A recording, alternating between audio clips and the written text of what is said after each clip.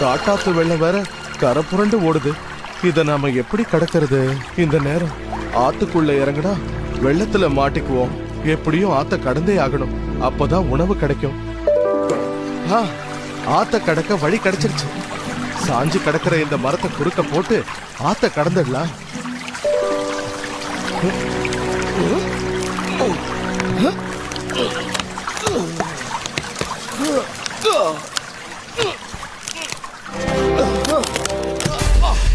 காஞ்ச மரம்னு நினைச்சா மழையில ஊறி இந்த மரம் ரொம்ப கனமா இருக்கே.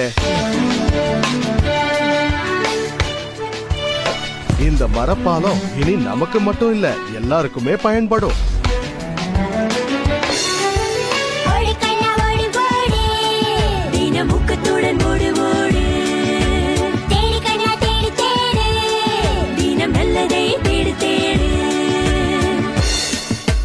பழங்கள்லாம் நல்லா பழுத்து இருக்குது. இப்ப எடுத்தா தேவையில்லாம சுமந்துகிட்டு தெரியணும். வரும்போது எடுத்துக்கலாம்.